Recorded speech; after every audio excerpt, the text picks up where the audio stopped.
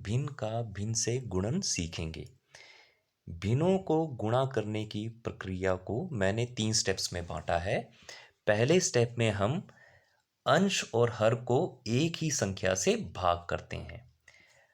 यहाँ मैंने पहला उदाहरण लिया है जिसमें हम भिन्न 2/3 को 15/18 से गुणा कर रहे हैं।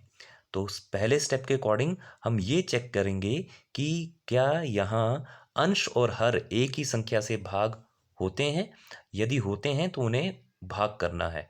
तो हमारे पास पहला भिन्न है 2/3 जिसमें अंश 2 है और हर 3 है। ये दोनों क्रमागत संख्याएं हैं, यानी लगातार आने वाली संख्याएं हैं, और लगातार आने वाली संख्याएं एक संख्या से भाग नहीं होती। अब हम दूसरे भिन्न को चेक करते हैं जिसमें अंश 15 है और हर 18 है। तो 15 और 18 3 से भाग हो जाती हैं, तो हम इन्हें भाग करेंगे। 3 पंजे 15 और 3 छीके 18। अब आप फिर से देखेंगे कि अब जो भिन्न आपके पास हैं बन रहे हैं, जैसे 2/3 और 5/6, तो क्या इनके अंश और हर अभी भी एक संख्या से भाग होते हैं या नहीं होते हैं। तो 2/3 तो आपने पहले भी चेक किया, ये एक संख्या से भाग नहीं होंगे। अब यहाँ आपके पास अंश 5 है और हर 6 है, तो ये दोनों भी लगातार आने वाली संख्याएं हैं, ये भी एक संख्या से भाग नहीं होंगी। लेकिन ये प्रक्रिया यहाँ रुकेगी नहीं, अभी आपके पास दो कॉम्बिनेशन और हैं अंश और हर के, तो उन्हें भी आपने चेक करना है कि वो एक संख्या से भाग होते हैं या नहीं।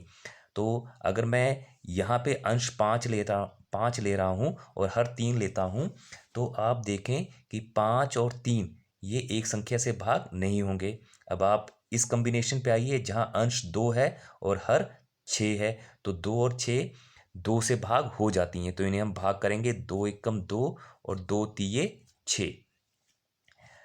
तो आपने पहले स्टेप में अंश और हर को भाग करना है एक ही संख्या से। वो अंश और हर ये दोनों भी हो सकते हैं, अंश और हर ये दोनों भी हो सकते हैं, अंश और हर यहाँ पे भी आ सकता है, और अंश और हर ये दोनों भी हो सकते हैं। तो जब हम भाग कर लेते हैं तब हम दूसरे स्टेप में आते हैं, और दूसरे स्टेप के अनुसार अनुसार अंश को अंश से गुणा किया जाता है और हर को हर से गुणा किया जाता है। तो अब जो हमारे पास अंश और हर बचे उन्हें हमें गुणा करना है। तो गुणा किसको क्या करना है, अंश को अंश से। तो पहले भिन्न में अंश 1 बच रहा है और दूसरे में 5, तो 1 को 5 से गुणा करेंगे तो आपके पास आएगा 5। और इसी प्रकार अब हर से हर को गुणा करना है। तो पहले भिन्न में हर आपके पास 3 है और दूसरे भिन्न में आपके पास हर 3 बच रहा है, तो 3 को 3 से गुणा करेंगे तो आपके पास आ जाएगा 9। अब ये जो आपका उत्तर आया, इसे आप ये देखेंगे तीसरे स्टेप के लिए कि ये उचित भिन्न है या विषम भिन्न है। यदि ये उचित भिन्न है तो आपका उत्तर वही हो जाएगा, और यदि ये विषम भिन्न है तो तीसरे स्टेप के अकॉर्डिंग आप विषम भिन्न को मिश्रित भिन्न में बदलेंगे। तो हम चेक करते हैं ये उचित भिन्न है या विषम भिन्न है। तो उसके लिए हमें अंश को देखना है। अंश 5 है और हर 9 है। अंश हर से छोटा है, तो जब अंश हर से छोटा हो तो वो भिन्न उचित भिन्न होता है। मैं फिर दोहरा रहा हूं, यदि अंश हर से छोटा है तो वो भिन्न कैसा भिन्न होता है, उचित भिन्न होता है, और उचित भिन्न को मिश्रित रूप में बदला नहीं जाता। अब हम एक और उदाहरण लेते हैं जो कुछ इस प्रकार है। 3 सही 4/7 गुणा 3/5। यहाँ पे मैंने पहले वाले भिन्न को मिश्रित भिन्न के रूप में लिया है।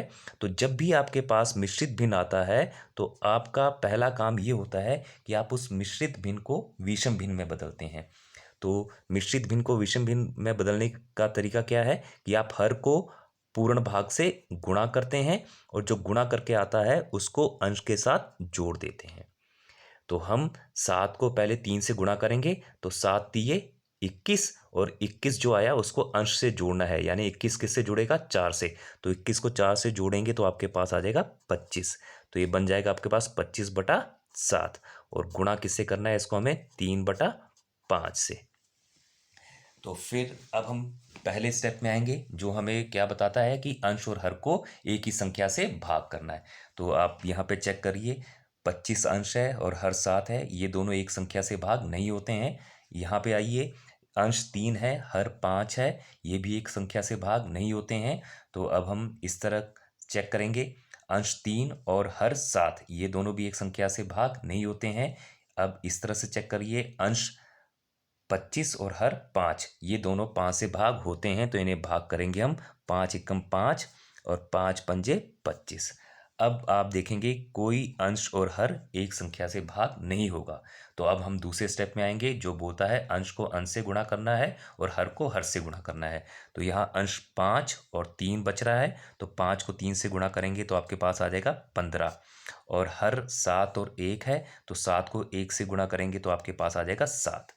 अब हम तीसरे स्टेप में आएंगे, हम देखेंगे कि ये भिन्न विषम है या उचित है। तो यहाँ अंश आपका 15 है और हर 7 है, तो अंश हर से बड़ा है। तो जब अंश हर से बड़ा हो तो वो विषम भिन्न होता है। ये कैसा भिन्न है? विषम। मैं फिर दोहरा रहा हूं, यदि अंश हर से बड़ा है तो वो कैसा भिन्न है? विषम भिन्न है। और यदि विषम भिन्न है तो फिर हम विषम भिन्न को मिश्रित रूप में बदलेंगे। और विषम भिन्न को मिश्रित रूप में बदलने का तरीका क्या है? उसके लिए हम हर से अंश को भाग करते हैं। तो हम 7 से 15 को भाग करेंगे, तो 7 एकम 7, 7 दूने 14। अब हम इसको माइनस करते हैं, 15 में से 14 गया, 1 आया। अब इसको लिखा कैसे आता है? मिश्रित रूप में लिखने का तरीका क्या है? वो है भागफल सही शेषफल बटा भाजक। तो आपका भागफल यहाँ 2 है, शेषफल 1 है और भाजक आपका 7 है। तो जब हमें इसे लिखना है तो मैंने क्या कहा है? भागफल सही शेषफल बटा भाजक। तो ये क्या बन जाएगा? 2 सही 1 बटा 7। तो ये आपका उत्तर आएगा। एक आखिरी उदाहरण और लेते हैं। इसमें हम 2/5 को गुणा कर रहे हैं 4/5 से। तो पहले स्टेप के अकॉर्डिंग हमें अंश और हर को एक ही संख्या से भाग करना है। तो 2 अंश है, हर आपके पास 5 है, ये दोनों एक संख्या से भाग नहीं होते हैं। इसी तरह 4 और 5 भी किसी एक संख्या से भाग नहीं होते हैं। अब हम इस तरह से चेक करते हैं, अंश में 4 और हर में 5, 5 और 4 लगातार आने वाली संख्या हैं, तो ये दोनों भी किसी एक ही संख्या से भाग नहीं होंगी। इसी प्रकार एक आखिरी कॉम्बिनेशन, अंश में 2 और हर में 5, ये दोनों भी एक ही संख्या से भाग नहीं होते हैं। तो जब अंश और हर में एक संख्या से भाग नहीं हो रहा है, तब आप दूसरे स्टेप में आ जाएंगे, जो बोलता है अंश को अंश से गुणा करना है और हर को हर से। तो 2 को 4 से गुणा किया तो आपका उत्तर हुआ 8। इसी तरह हर को हर से गुणा करना है, तो 5 को 5 से आप गुणा करेंगे तो आपके पास आ जाएगा 25। अब आप देखेंगे कि ये उचित भिन्न है या विषम भिन्न है। तो यहाँ आपका अंश 8 है और हर 25 है, और 8 25 से छोटा होता है, यानी अंश छोटा है। तो अगर अंश छोटा है तो ये उचित भिन्न हुआ, और उचित भिन्न को हम मिश्रित रूप में बदलते नहीं हैं। तो आपका उत्तर 8/25 हो जाएगा।